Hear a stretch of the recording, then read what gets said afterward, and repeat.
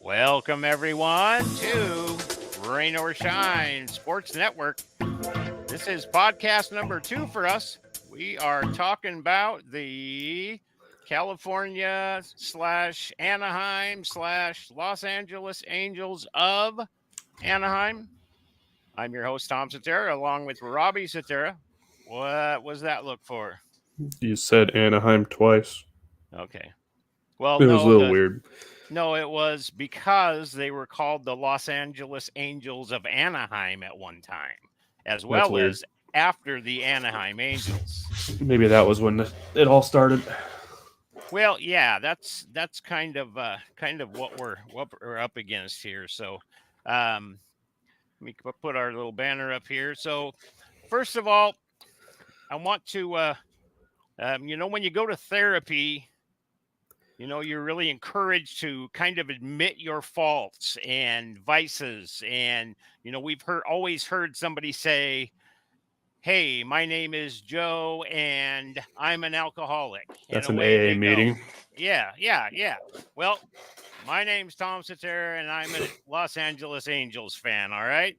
So that's where we start here. I'm broadcasting from Aberdeen, Washington. All right. So people say, well, why would you not be a Mariners fan? Well, I'm not a Mariners fan because I was an Angels fan before there was a Mariners. 1973, we went down to visit some relatives and got a chance to go to Anaheim Stadium, the Big A at that time, and took in 2 games. I got to see the Boston Red Sox, and then I got to see the New York Yankees. So my memories of that game, I can still remember to this day the starting lineups for the California Angels. So how do you remember that? But you don't remember like what you had for dinner 2 days ago. Stuck in my head. Batting first was the second baseman Sandy Alomar. Second was the left fielder Veda Pinson. Third was a designated hitter Frank Robinson. Fourth was the first baseman Mike Epstein. Fifth was the right fielder Bob Oliver. Sixth was the center fielder Ken Berry. Seventh was the third baseman Dirty Al Gallagher.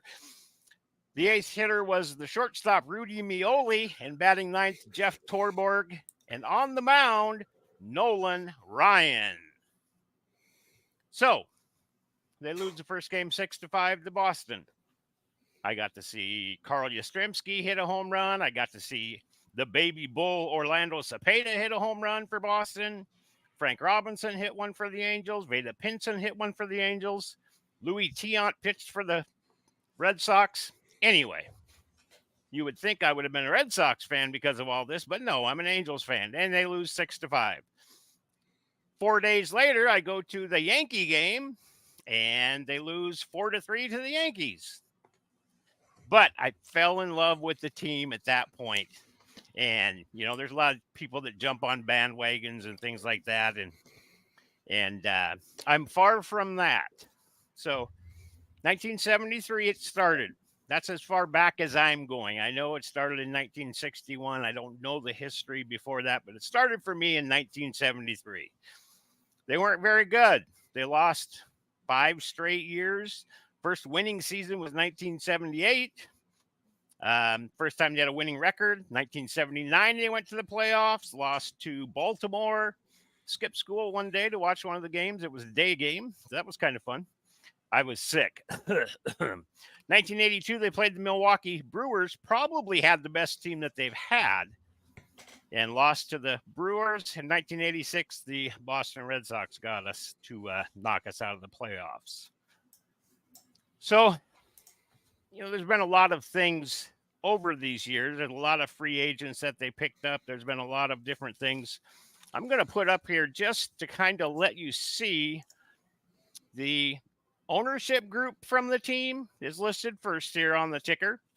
The general managers for the last 25 years, because before that point, they were okay. I just really want to get into what's the deal now, okay? So there's the GMs are there, and then all the head coaches kind of back from 1979.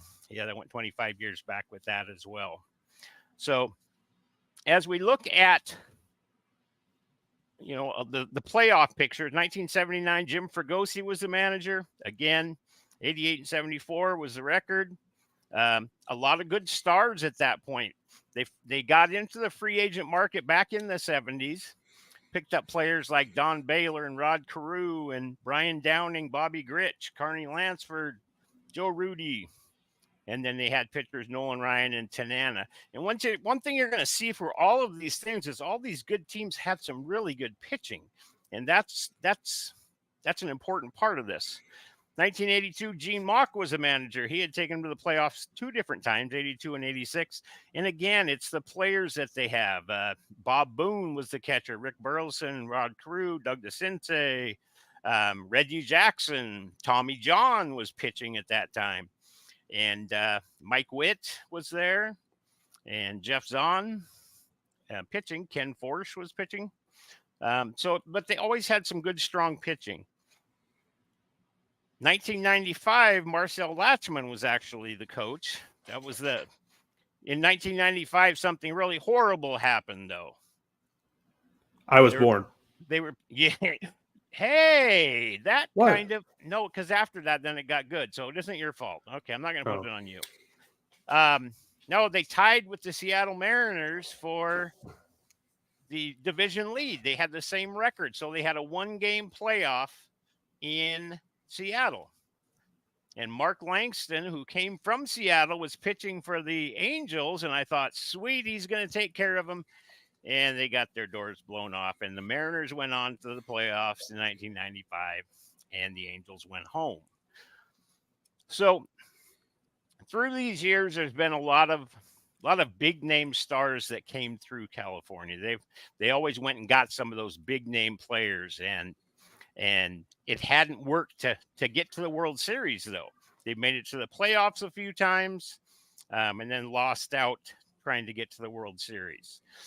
We got a manager named Mike Scioscia that came along. Scioscia was a catcher for the Dodgers for years and years, and always was looked at to be that he'd be a really good managing prospect. They say catchers make the best managers because you're about handling people. You handle a pitching staff. You got to handle, all of your infielders, outfielders, the batting order, and who's playing, who's not playing. And Scioscia was fantastic at that. He started in 2002. We've got a World Series win. First one ever. At that time, the Disney company actually owned the Angels. Walt Disney Company. Gene Autry, Jackie Autry owned the team till 1999. The Walt Disney Company bought them in 1999 and had them till 2003, I think. It's on the clicker here. Yeah, 2003. And then Artie Moreno, our current owner, bought them. And it was, it wasn't great.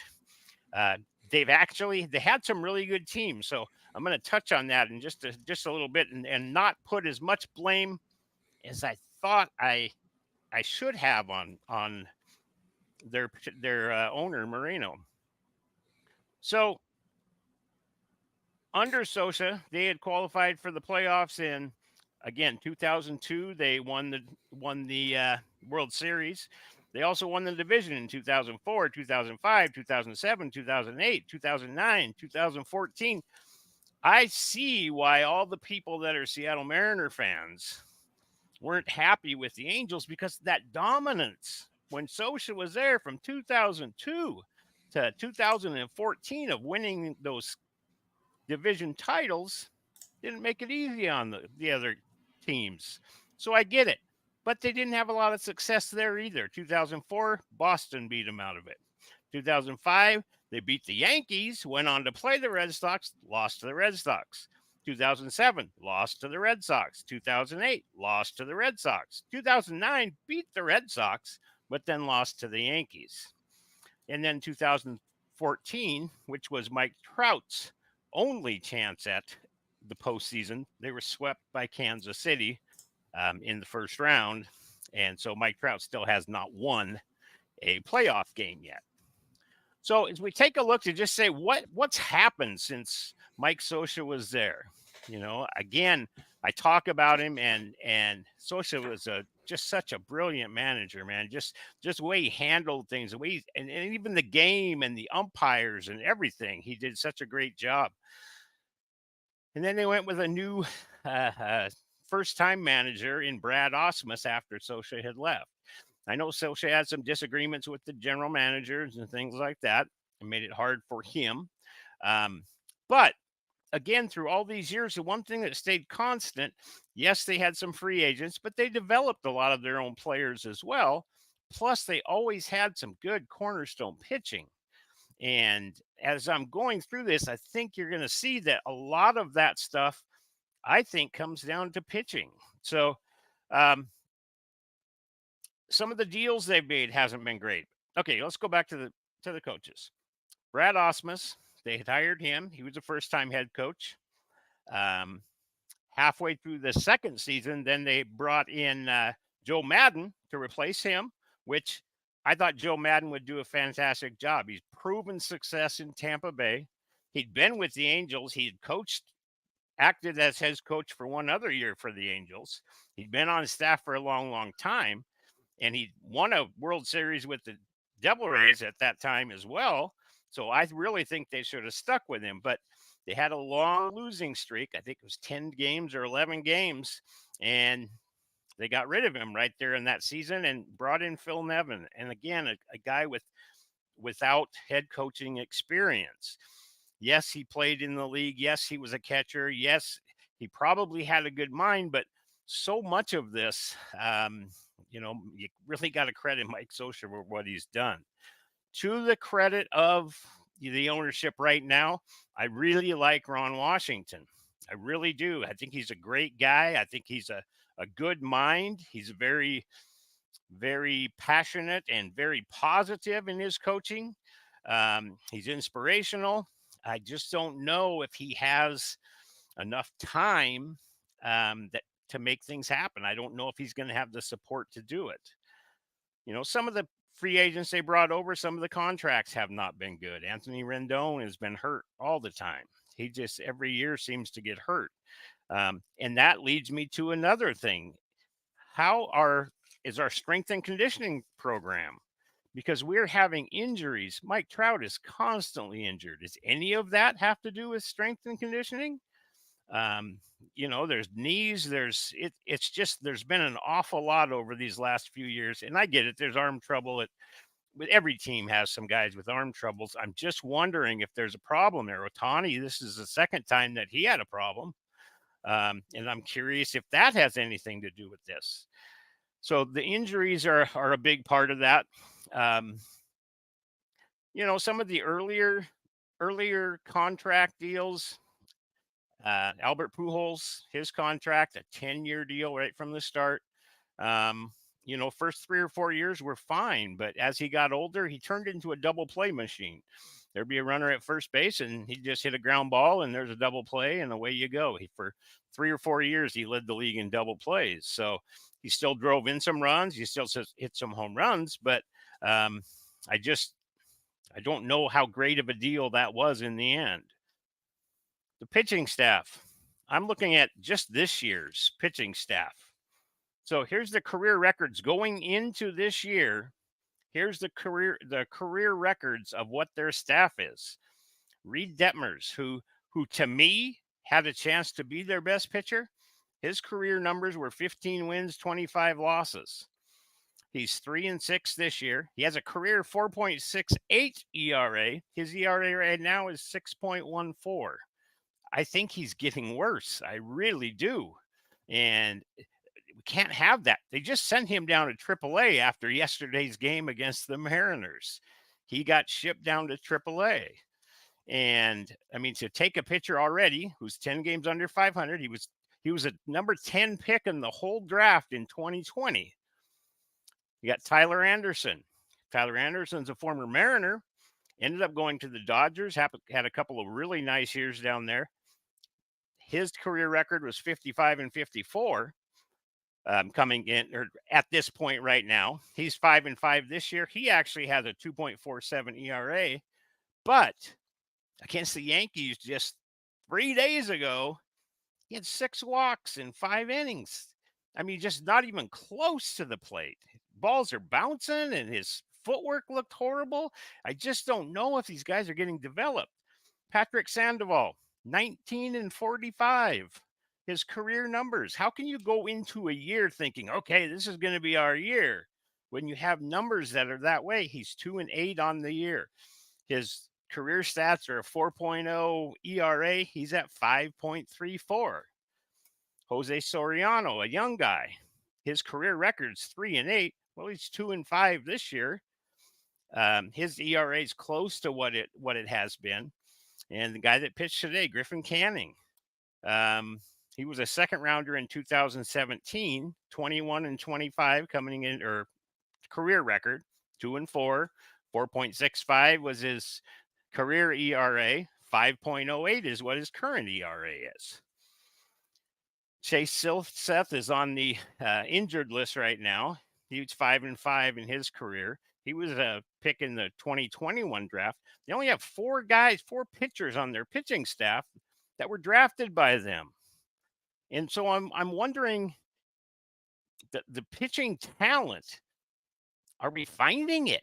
Are we missing on these guys that we're drafting? I know dang well we drafted a heck of a lot more pitchers than this, but what happens to them all? I know we brought our farm system up over the last 2 or 3 years. We got guys that were drafted last year that are playing. And so it's not like we have a whole batch load of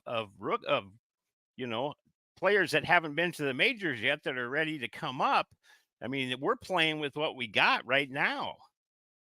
The player development, I mean, getting these guys, it's hard to see the problem the last 5-6 years. It's come trade deadline. If we have a player that's played any good at all, we trade him away. And obviously, if we're trading him for draft picks, we ain't doing a very good job of getting good draft picks back for it. And that's the part of it with player development, talent recognition. How are the players that we're drafting? We're drafting in decent positions here, but we're just not developing the people that are there. It's, the whole Ohtani thing last year, it was split with people thinking, do we trade him? Do we keep him? Bottom line, it's a matter of the only chance they had to keep Ohtani was to keep him on the team last year. They did make a lot of deals just at the trade deadline, trying to get some players in to make it happen. But it's too little too late at that time, man. They've set the culture on this team, and it's not a winning culture. These guys are not. If you just look at the players that they have, they're young. I'm telling you right now, they're young. They really are. If they can develop these guys, and I think Ron Washington can do this type of thing, but if they can develop them, I think that's fine. But the pitching is the part that they have to get better pitching. And that's the part of it that's not easy to find. And that's why I think through the draft, you'd have to be able to do that. Another player that we got rid of at trade deadline last year was Brandon Marsh. And Brandon Marsh is having a fantastic, well, this is his second year now with the Philadelphia Phillies. And it's really, it's hard to see players that showed some flashes of things go somewhere else and then become superstars. And Marsh, not that he's one of the tops in the league, but at the same time he's a really strong player, and that's, you can tell he's having a good time where he's at. So it's kind of hit rock bottom this weekend. All right. So I had a chance to go to the game yesterday. All right. Of course, I've told my wife before, you can get tickets for different teams other than to the Angels, because usually when we go to an Angels game and it's Robbie and my wife and I, and usually somebody comes home mad and somebody goes home happy, because I'm rooting for the Angels Others are not. And so through the whole Mike Scioscia years, those were fun trips. Those were fantastic. But I'm a Mariner fan. If they're playing somebody else, I have no problem rooting for the Mariners, unless it would come down to a best record thing or something. And but anyway, so I up there yesterday, and what I seen. Well, Friday I didn't get to watch the game, but they were behind 4-0 in the first inning or third inning, something like that. And Joe Adell from the Angels hit a grand slam in the seventh inning to tie the game up. And then Mariners ended up winning 5-4. Yesterday was 9-0. And it was a punchless 9-0. There was no sense that anything was going to happen for the Angels. It was clear that nothing was going to happen. And that's sad. That's sad to take a franchise that 10 years ago was in pretty good shape still. And now to become what they have, it's going to be difficult to get them back. You have sometimes fans will get on people that get on their team. So for me, questioning the Angels about this, and we deal with the same thing with the Seahawks over the last few years. And, anytime you're passionate about a team, you want to see them win. You want to see them compete. And so I think pro sports is about winning. It's not like your high school team that, they don't have the players this year. Let's make sure we support them and do this. But these are pro sports now. Yes, we got to support them. There was a day that players were, dedicated and true to their teams. And now with free agency and everything else, whoever has the biggest wallet, that's where the player is going to go. All right. So the loyalty part of all of this, it's not there. It's a business. You hear that all the time. Oh, I understand. It's a business. It's a business. But it's a business all the way around. So as a fan, you should want to hold the team that you're rooting for accountable when they're not doing something right. When you look at football, and this is what gets me, I know I'm getting off the subject with football. Football, every team has the same salary cap. So it's not like they can be the New York Yankees and just go sign everybody and pay everybody and buy themselves a team. In football, everybody has a salary cap. So it really matters who does the best job of identifying talent. Where Tom Brady was drafted, every team in football could have drafted him. What was he in the 5th or 6th round, I think? 8th round? Something like that. Something pretty far away. Yeah. Everybody had a chance to do that. And I'm sure probably when it was drafted in that round, it wasn't like, oh, here's our quarterback forever. It was something that they got there and it all clicked. 6th, 199th. Okay. 199. That's right. But same thing now for this guy named Brock Purdy from San Francisco. He's done a pretty good job. He was the last player selected in the draft. Mr. Irrelevant. My dynasty QB2 right there. So that's what I'm getting to here is so much of this stuff has to be talent recognition. Can the guy play? Is he going to play? Right now, we've picked up some veterans from other teams that are castaways. They really are. We're giving this guy a shot. He's trying to rebuild himself. And that's the only thing they have. The pitching staff they have is obviously not good. So what's the plan? At trade deadline, we're trading all the 4 players that are playing good for us. So what? So we can get more draft picks that we do so well with? I just think the team really needs to think about this stuff and build something. You have Ron Washington, a great baseball mind. He's won with Texas. He's been around winners. He has a great infectious attitude and positivity that I know the players really like him. But where does it stand? Is the owner not willing to spend? I got to looking at through Mike Scioscia's era. In the beginning, I thought, oh, you know what? He's just not this. He's just not that. Well, he came on in 1999. Okay. And they went out. It was Mike Scioscia's time. He was here for all of that. So they've got the players for him. They went out and got Mo Vaughn, Tim Belcher back in the 2000 year. Who else have they picked up? A lot of guys they developed, though. Eckstein and Erstad and Troy Gloss. Adam Kennedy they picked up, though.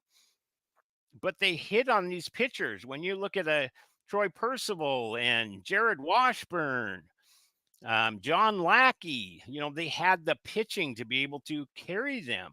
In those 5 or 6 years, that was the heart of that staff was Lackey and Percival and Washburn. And so it's hard to win without those pitchers. From there, they picked up Vlad Guerrero in 2005. So Bartolo Colon in 2005 signed Irvin Santana, so there's those pitchers again.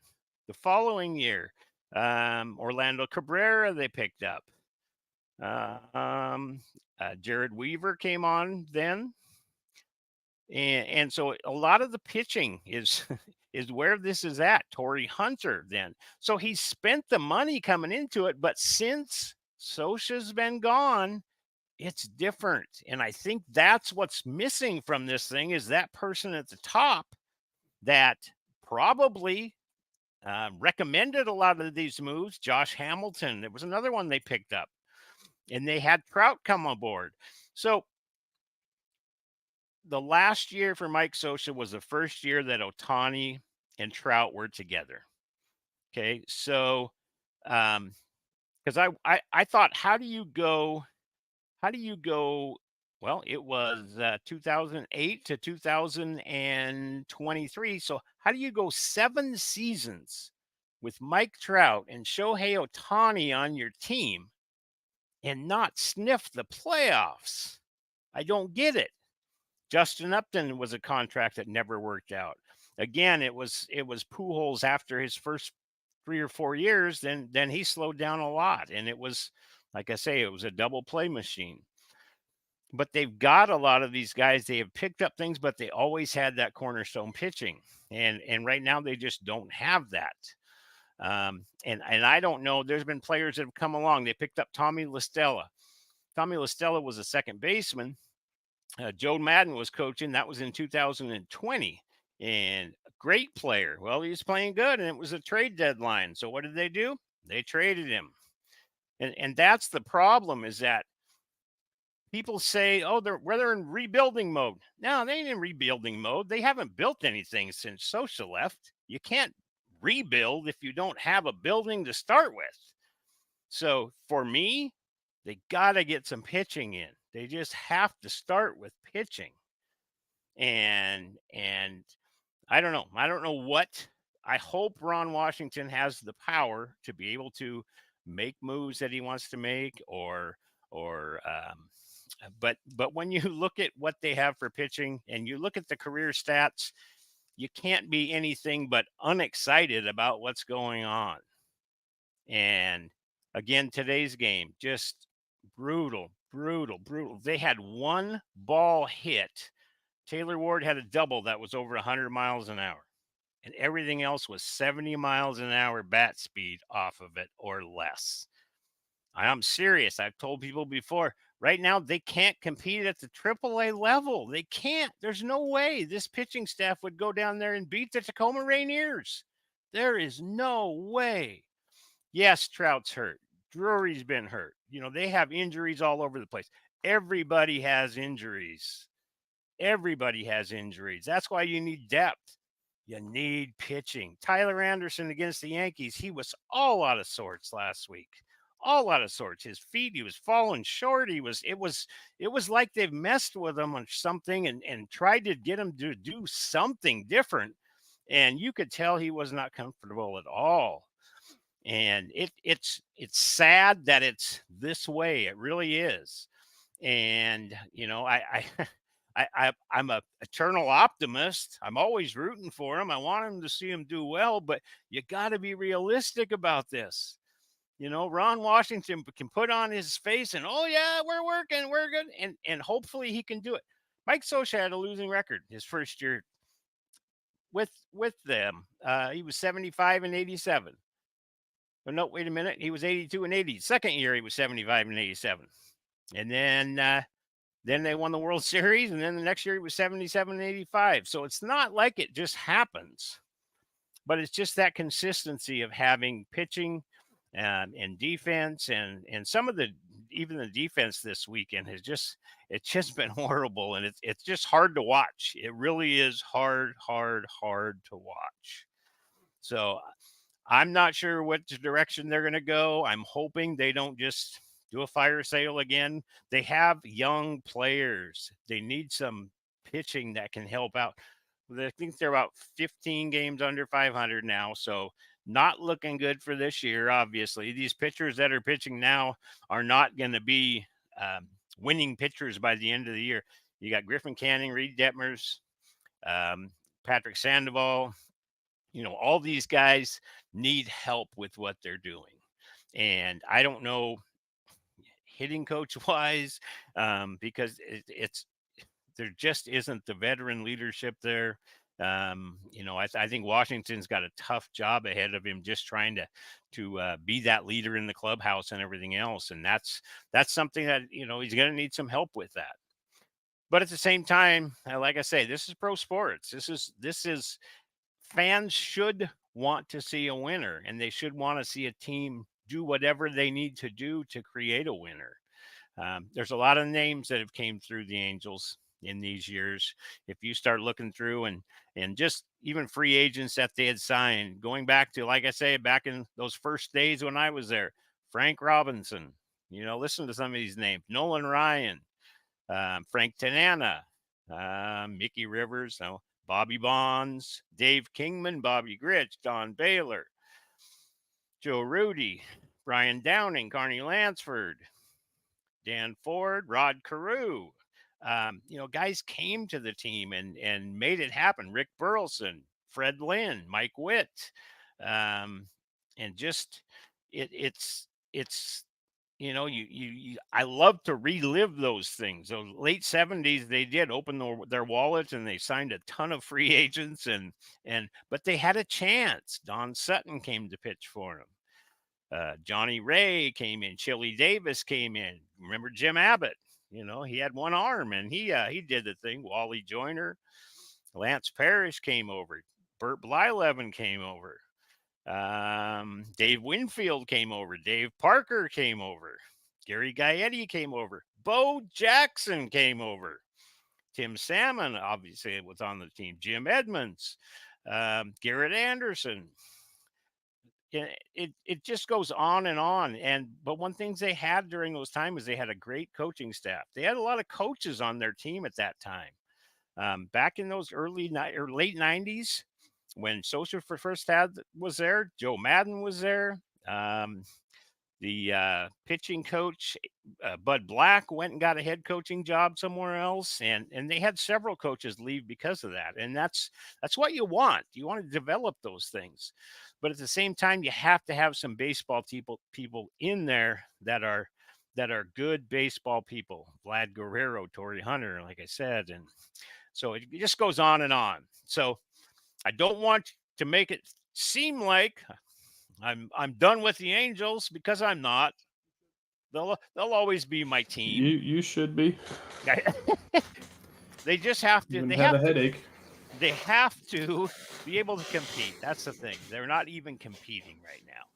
This year is not good. I hope Ron Washington has a long-term contract. I hope they can get together and make some moves to make them better. And hopefully they can. Is that Aiden screaming? Sirens. Okay. Hopefully that can happen to make them better. But again, it was just kind of a really, really bad weekend for watching Angel baseball. It was pretty how do I want to say, uneventful. It was like watching grass grow or paint dry, and that's not good. So the Mariners, I envy the Mariner organization. I really do. The past 7-8 years, they've done a fantastic job of doing it. They got options around the trade deadline, and they've picked up some players along the way. I love the pitching staff that they've come on, and these guys. Castillo was one they brought in, but most of the other guys were their own. And that's what it takes. You have to be able to find talent and be able to develop what you can and, make it all work out. So, Angels, hopefully there are better days ahead shortly within the next couple of years. So we got Sirens in Albany, Oregon. No idea why. No idea. Yeah.